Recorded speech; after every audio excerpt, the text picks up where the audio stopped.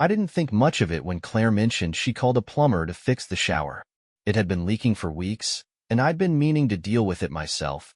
But between work and everything else, it just hadn't happened.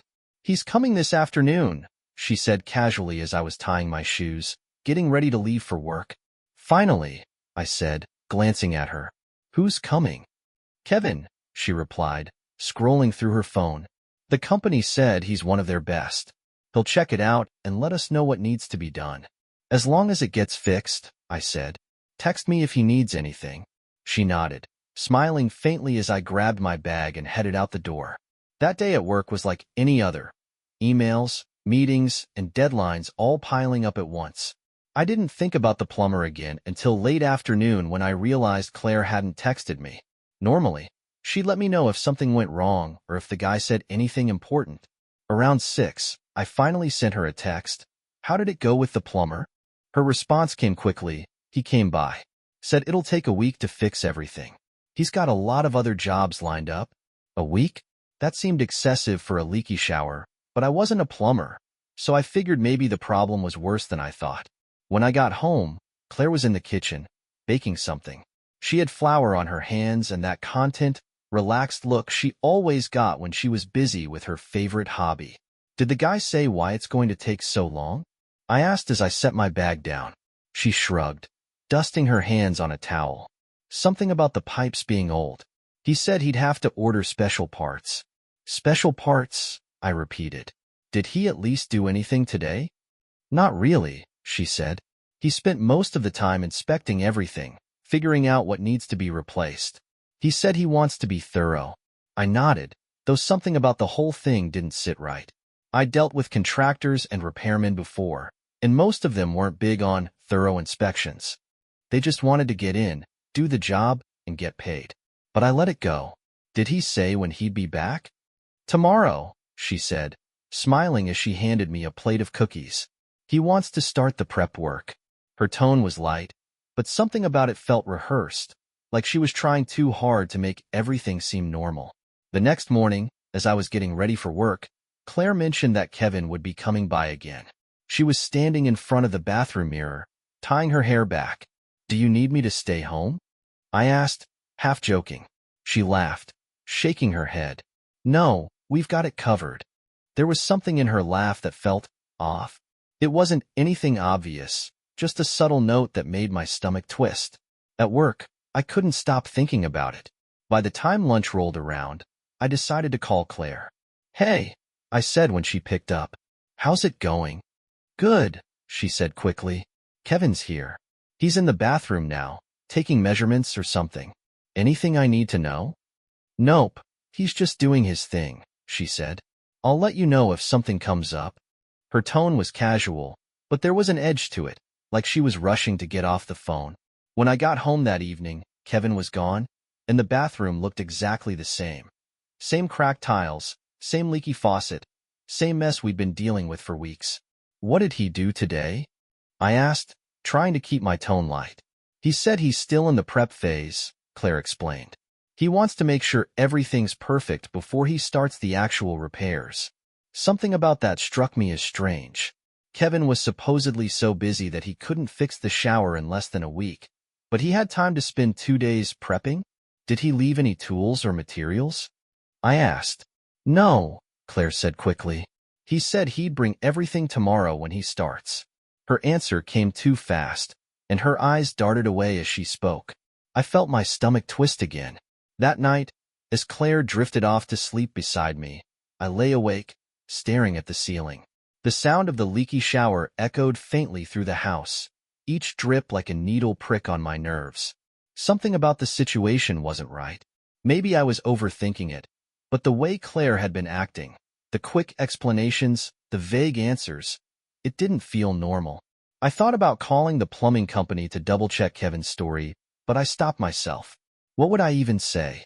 That my wife's explanations didn't add up? That I didn't trust her? Or him? Still, I couldn't shake the feeling that there was more going on than Claire was letting on. I climbed the stairs slowly, each creak underfoot amplifying the dread building inside me. The faint murmur of voices filtered down the hall, leading me straight to the bathroom. The door was slightly ajar, leaving just enough of a gap for me to see inside. I stepped closer, every nerve in my body on edge, and when I looked through, I froze. Claire was pinned against the bathtub wall, her robe hanging loosely off her shoulders, exposing more of her than I ever imagined someone else would see. Kevin, the damn plumber, had her pressed firmly against the tiles, his hands gripping her hips with a possessiveness that made my blood boil. They moved together in a way that left no question about what was happening. Her head tilted back, her lips parted as soft, breathy sounds escaped her. I couldn't hear every word, but I caught enough. "You feel so good," Kevin murmured, his voice low and guttural. Claire's response was a mix of a laugh and a moan. "We shouldn't, but I can't stop," she whispered, her voice trembling with something I hadn't heard from her in years. I clenched my fists, my nails digging into my palms. My chest felt tight, like I couldn't breathe. This wasn't just a betrayal, it was a performance. Claire wasn't hesitating, wasn't pulling away. She was all in, giving herself to him in a way that shattered every illusion I had about our life together. I didn't realize I'd moved until my foot hit the door, pushing it open. It slammed against the wall, the sound like a gunshot in the small space. "What the hell is this?" I roared, my voice echoing. They both froze, their bodies jerking apart as if my presence had physically pulled them apart. Kevin turned first, his face flashing from shock to guilt, and then to something that looked like defiance. Claire, meanwhile, stumbled back against the wall, clutching her robe in a feeble attempt to cover herself. "Mark!" she gasped, her voice breaking as tears filled her eyes. Kevin raised his hands in mock surrender, his toolbox still sitting by the sink. "Hey, man, it's not what it looks like," he said, his voice steady, but his expression gave him away. He didn't look sorry. He looked smug. "Don't," I snapped, taking a step forward. "Don't insult me with that crap.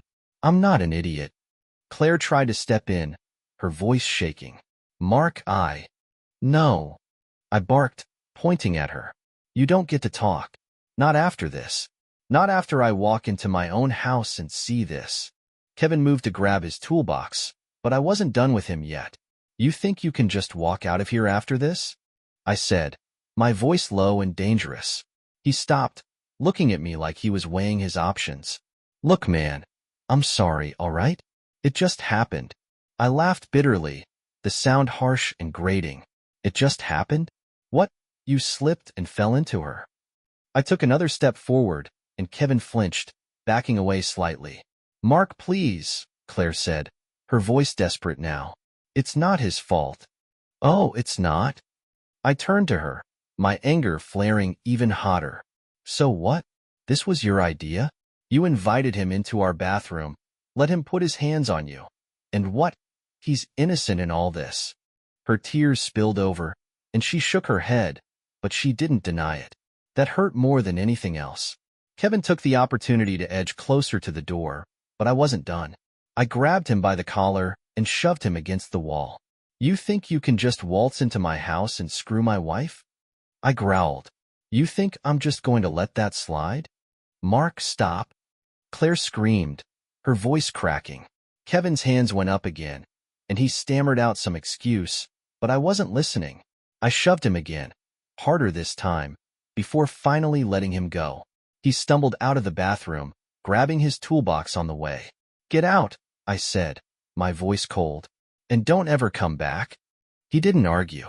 He bolted down the stairs, the front door slamming behind him. I turned back to Claire, the silence between us deafening.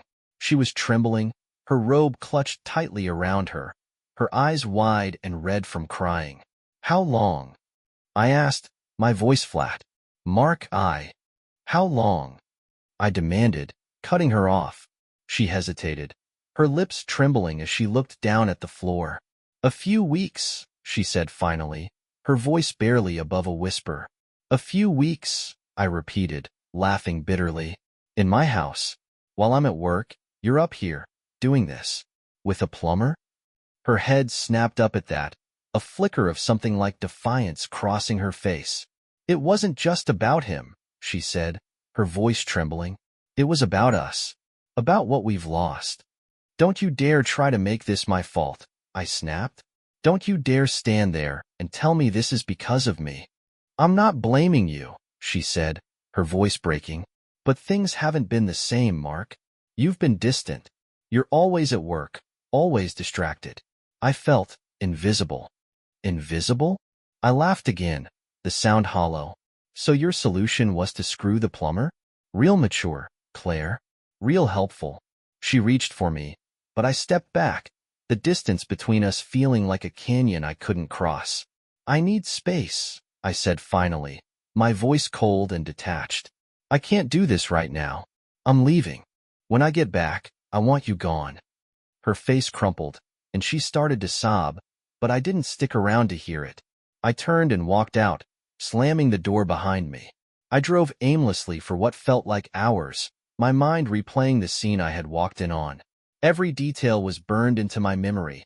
The way Claire had looked at Kevin, the way he had his hands on her, the sound of her voice saying things I hadn't heard her say in years.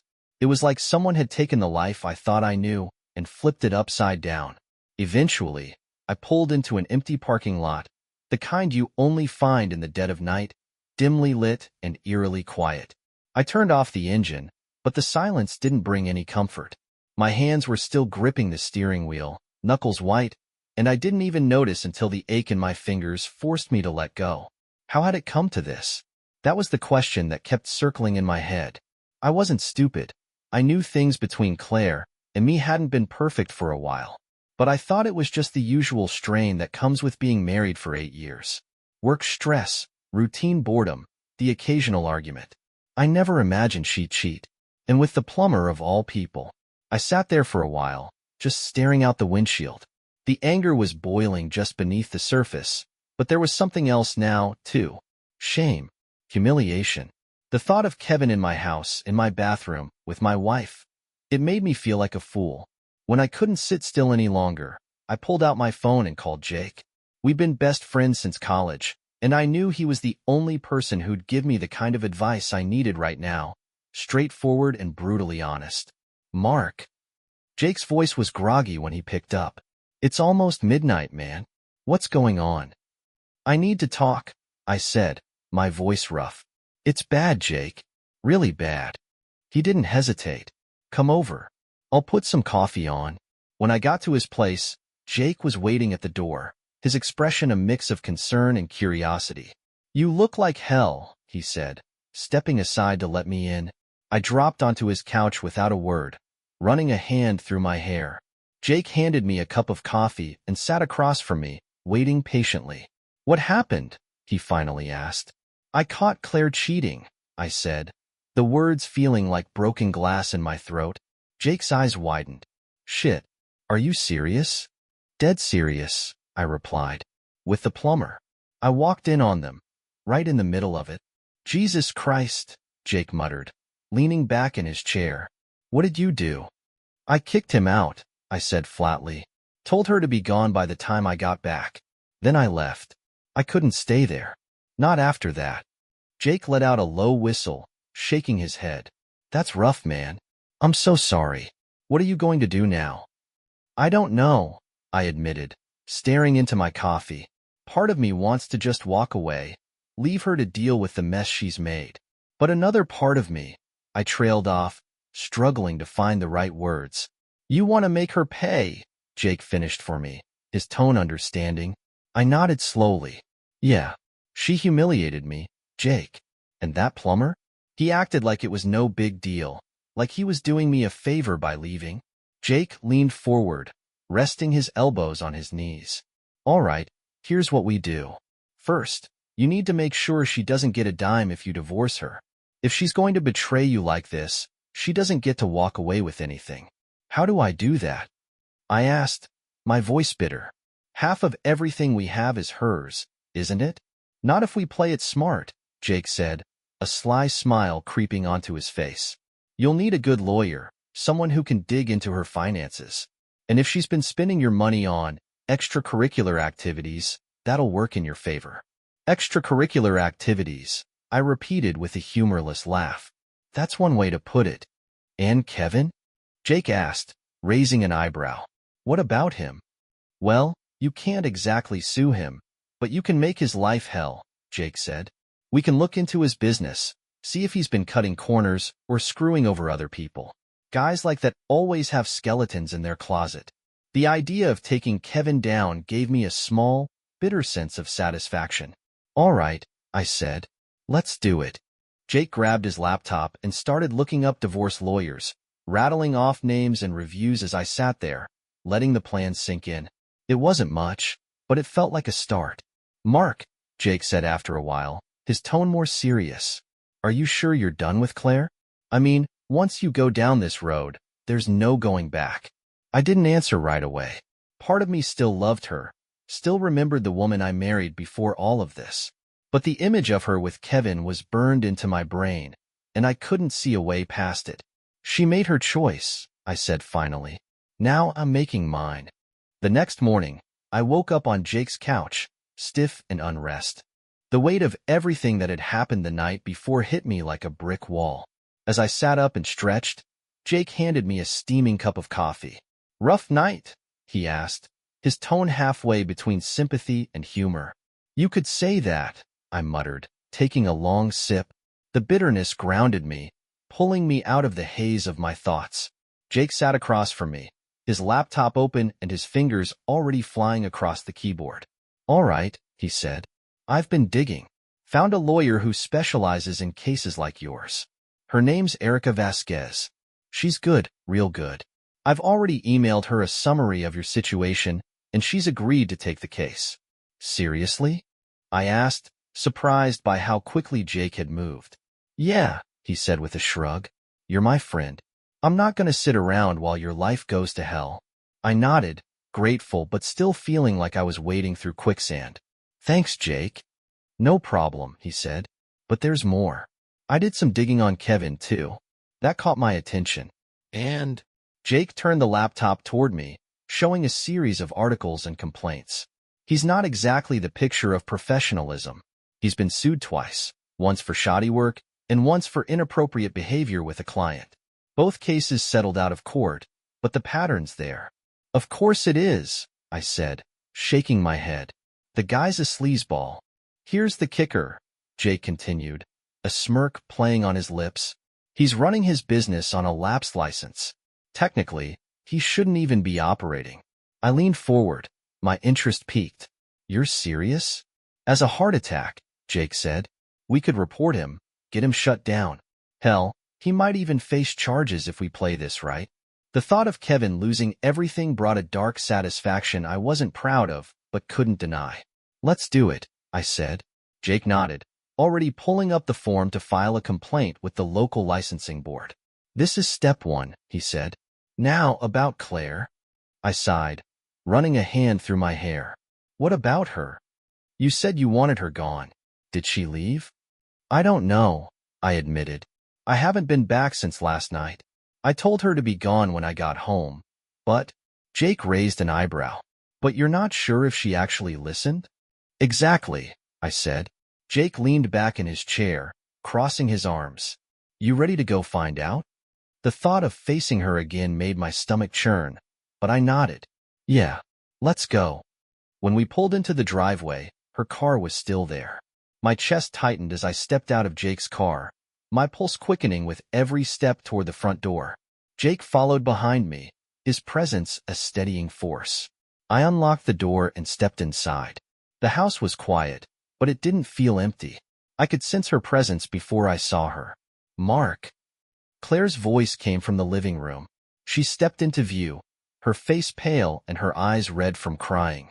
She looked like she hadn't slept all night, which I supposed was fitting. Neither had I. What are you still doing here? I asked, my voice cold. Mark, please, she said, her voice trembling. I know I screwed up. I know I hurt you. But I didn't want to leave without talking to you first. There's nothing to talk about, I said, crossing my arms. You made your choice. Now I'm making mine. Mark, it wasn't just about him, she said, tears spilling down her cheeks. It was about us. About everything we've lost. I laughed bitterly, shaking my head. Don't try to turn this around on me, Claire. Don't you dare make this my fault. I'm not blaming you, she said quickly. But things haven't been the same between us for a long time. You're always working, always stressed. I felt invisible, like I didn't matter anymore. Invisible? I snapped. So your solution was to sleep with the plumber? Great logic, Claire. Real mature. She flinched but didn't back down. I'm not excusing what I did, she said. I don't know. I was lonely.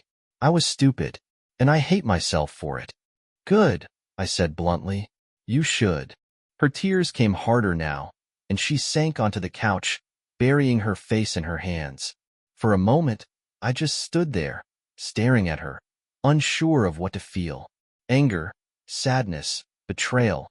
They all swirled together, leaving me numb. Jake cleared his throat, breaking the silence.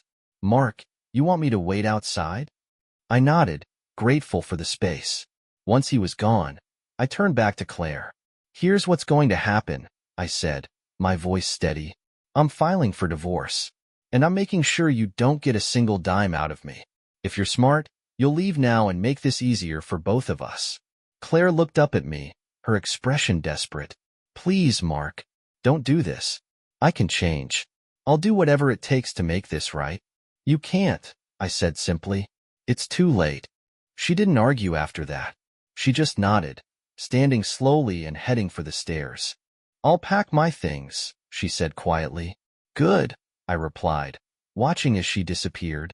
When I woke up the next morning, it felt like the world was finally starting to move again. The house was quieter without Claire, her presence now reduced to empty spaces where her belongings used to be. She'd packed her things and left sometime after our confrontation, leaving behind a handwritten note on the kitchen counter. I didn't read it. Whatever she had to say didn't matter anymore. Jake called around mid-morning to check in.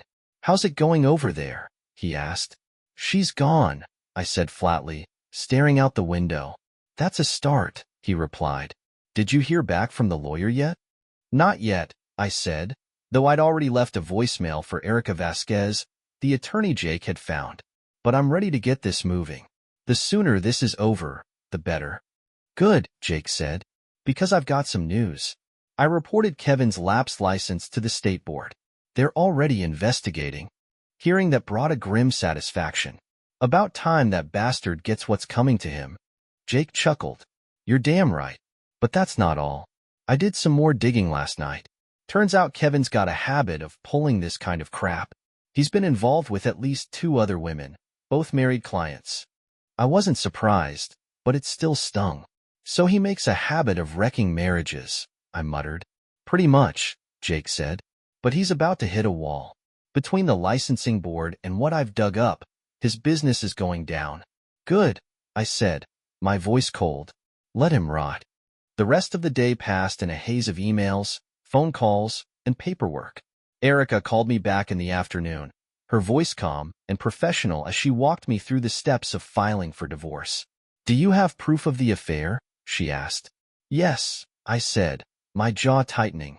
I walked in on them, and I recorded part of it. Good, Erica said. That'll work in your favor.